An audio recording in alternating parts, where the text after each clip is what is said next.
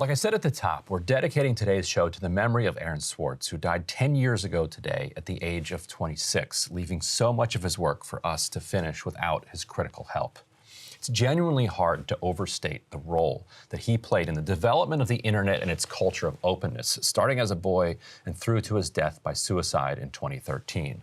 We'll do several segments today on his life and legacy, with more to come in the following weeks, because I think it's worth reflecting on his contributions at a time when the internet would in some ways be barely recognizable to him, and in other ways would be just what he feared it might become.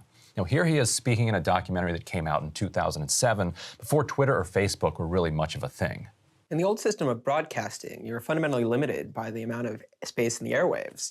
You could only send out 10 channels over the airwaves of television, right? Or even with cable, you had 500 channels. On the internet, everybody can have a channel. Everyone can get a blog or a MySpace page. Everyone has a way of expressing themselves. And so what you see now is not a question of who gets access to the airwaves. It's a question of who gets control over the ways you find people. You start seeing power centralizing in sites like Google, these sort of gatekeepers that tell you where on the internet you want to go, the people who provide you your sources of news and information. So it's not, only certain people have a license to speak. Now everyone has a license to speak. It's a question of who gets heard. And for those of you who are unfamiliar with him, you're probably familiar with some of what he produced, or produced in collaboration with other people. He helped get Reddit going, for instance, and was given the title of co-founder, though it's a more complicated story than that. He was also instrumental in developing what's now called Secure Drop, which has allowed countless whistleblowers to safely send documents to the media. He was also dedicated to the free flow of information. In 2008, he downloaded more than 400,000 documents from the Westlaw database to comprehensively analyze them, and was able to show that payments from corporations to law school professors were resulting in law review articles that would then be used by those corporations later in lawsuits, significantly benefiting them in court. He published his findings in a seminal Stanford Law Review article. That same year, he downloaded some 20 million documents from the legal database Pacer. The FBI tried to find a crime in that, but they couldn't. As he learned more about power, he became increasingly involved in electoral and legislative politics, taking up the issue of corruption in Washington, fighting against the wars in Iraq and Afghanistan, and trying to think deeply about how to respond to the climate crisis. He played a leading role in organizing the opposition to SOPA, which was an Internet Freedom Bill, which was a titanic 2011 battle over the future of what the Internet would look like, in which cable companies and Internet providers were trying to team up with the government to effectively take control of the Internet. Aaron's side of the battle called their goal net neutrality, and they eventually won. But it's interesting to think now about how far we've evolved from there. Many of his allies at the time no longer looked so fondly on the idea of a completely free and open internet. And into that gap, companies like Google, the ones he warned about, are cynically weaponizing fears of disinformation and hate speech to lock down their own control of the internet.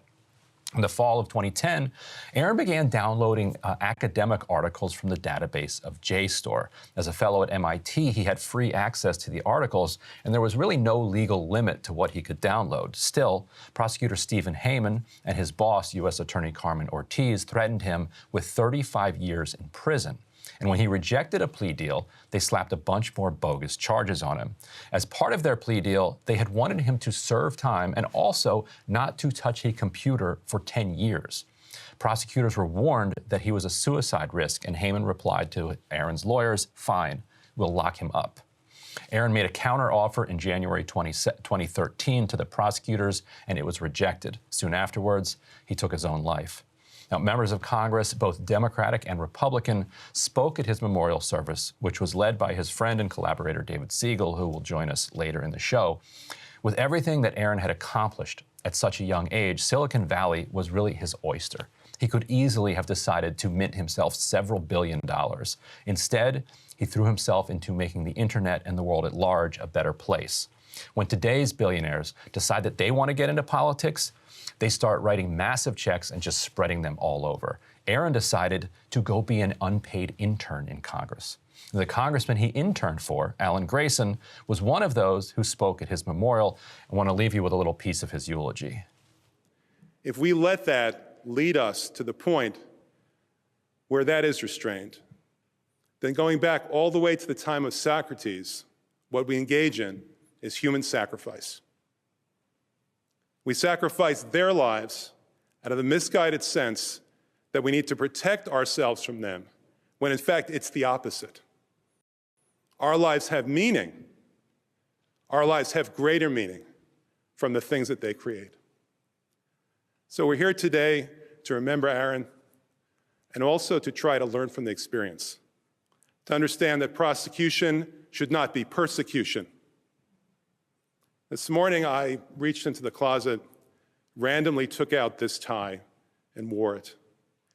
And I have a sense that sometimes things are connected in ways that aren't exactly obvious. It happens that this tie is a painting of Starry Night by Vincent van Gogh, someone else whose life ended all too soon. And in Don McLean's song about Vincent van Gogh, it ends this way. They would not listen, they're not listening still. Perhaps they never will. It's time to listen. And so, Aaron was somebody who would, have described himself on the left, and his political allies, his social circle, were generally on the left. The internet at the time, though, was this place where people came together kind of from different corners. Mm-hmm. You had a lot of Ron Paul types. You had a lot of people who just believed in the value of openness and the value of distributing power downward and allowing it democratically to then flow back upwards. When you think about the things that Aaron was fighting for then, how does it make you think about where the right was then and kind of where the right is now and where the movement for a kind of free and open internet is? I was in sort of a rabbit hole reading about Aaron last night and followed a link to his Twitter profile, which is still live. And actually, one of his last tweets was at you. He was needling you for a headline. Yeah, he was like, Ryan Grimm, why wasn't this headline this? So it was a Peter King story. And it was incredibly depressing because it was a glimpse into what not just Twitter, but the entire culture of the internet used to be. It was just completely different. It looks the same. On Twitter, it physically looks still like Twitter, but it was a completely different mentality that the sort of tastemakers of the internet brought to it. The leaders of this project that was the internet at the time had a totally different mentality. One of those people was Jack Dorsey. And I was reading the New Yorker retrospective that I'm sure a lot of people are familiar with that was published after he passed away. And it quotes Quinn Norton saying, if you look at 2011 to the present, there's an incredible emotional roller coaster about internet freedom and the Arab revolutions. The internet was going to change everything. And at the end of 2011, you had Occupy. And then that just got destroyed. 2012 was the year globally, the heightening of censorship and the heightening of surveillance. And then Aaron killed himself. Aaron was so much the internet's boy, and that so much exemplified this machine crushing our hopes. I think you made a really good point about net neutrality in your monologue. It's completely, the mentality of it has shifted to this almost safetyism that the internet can't be free because freedom is dangerous. And the danger was sort of the point, because it wasn't just dangerous to people, it was dangerous to corporations and to power. And instead of really protecting people, the safetyism protects corporations and it protects intelligence agencies and it protects their power. But it's amazing how he saw that coming. Right. In ways that were unfathomable, I think, to most people in 2011, 2007, one of the clips that you showed. Right. We didn't see it coming to the extent that it has so quickly. Right. And that was something that was impressive about him, is that he could see, he could take stock of where we were, and he could very easily see, where this was headed. And I don't want to freeze him in place. I do think he, like everybody, he would have evolved his thinking as new inputs came in. But I do think he would have continued to struggle, for that free and open internet. And we'll talk with David Siegel more about this later. But in that net neutrality fight, there was this awkward coalition, and Aaron has spoken about this, that Google and to a lesser degree some of the other now big Silicon Valley companies were fighting against the telecoms. But they were actually ready to give in. And Aaron talks about some meetings that he was in very early on where he's trying to stop SOPA, where they're like, look, yeah, we don't like this, but let's see if we can get a couple changes made to it so that we can live with it. Because they had such entrenched power that even if the fundamentals were locked in, they're good. That's why sometimes Facebook's like, sure, get rid of Section 230. Oh, of course, yeah. Because we're locked in. Yeah. They would prefer that you don't, but if you do, they're going to be fine. And so Well, and they might like it because it hurts the little guys and the competitors who aren't exactly. equipped to. Right. And so Aaron saw that close up, and he saw, okay, these are somewhat allies in this limited fight, but they're not allies. They wouldn't spend any money. Like it wasn't like Google was opposed to SOPA and was therefore going to hire a bunch of lobbyists and instruct those lobbyists to cut checks to politicians and really fight this with everything they had. They would put out a statement. And so it was actually kind of the rest of the internet, the small people that like ran blackouts, that basically organized and let the public know, like, this is what's going to happen if you let the cable companies and the telecoms basically control the internet. So while he was willing pragmatically to kind of work with them on that issue, he very much understood in real time, these are not allies. These are not allies long term.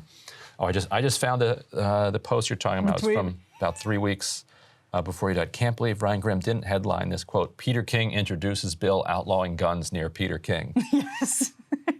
So, it's actually a good headline. Good editorial judgment. It's excellent editorial. One of my one of my big regrets in life is that I never got a chance to work with him in the same organization. Like I would have loved to kind of. I was at Huffington Post at the time, and if I could have like talked him into coming to work for us. You think you would have done it? I think maybe. I think it's possible. I think he was open to a bunch of different things. We saw very eye to eye on everything, and I think he loved experimenting. And one of the things that I've taken from him is he would say always, you just test everything. Like he would say A/B test everything. So if you'd ask him like, well, what do you think we should do about this particular situation? He'd say, well, we'll test it. Yeah. Like, don't assume that you intrinsically just know the answer. Like try something and figure out a way to measure it, and then go with the one that works. And then now if you have 2 other options that work, go with those 2, and just constantly. And as I think about that, I think it just means be humble. Like constantly question your own judgment and constantly test against reality. How your perceptions are faring. I heard that described one time, and this phrase has stuck with me, as epistemological humility. And I feel like there was a lot of that, and this was by Nick Gillespie, I think, of Reason, so libertarian guy. And I feel like the culture of the internet, libertarian isn't the right word because it's reductive, but it had that sort of devil may care, everything is possible, and we're going to show you. We're going to show you we're going to find the best way to do this thing, which is life on Earth, because we have all of these new tools at our disposal, and we're going to do it. And internet pioneers had that spirit in a way that it's just the people who run our internet now don't. Hey guys, ready or not, 2024 is fully upon us now, and Soccer and I have been brainstorming ways that we can really up our game for this critical election. Yeah, we rely on our premium subs to expand our coverage, to add staff, to upgrade the studio. We just want to give you the best independent coverage of this election, which is possible. So if you can help us out, become a premium subscriber today, breakingpoints.com, or the link is down here in the description video. It really means the world to us, and if you like what we're all about, this is the best possible way to keep us 100% independent, working only for you.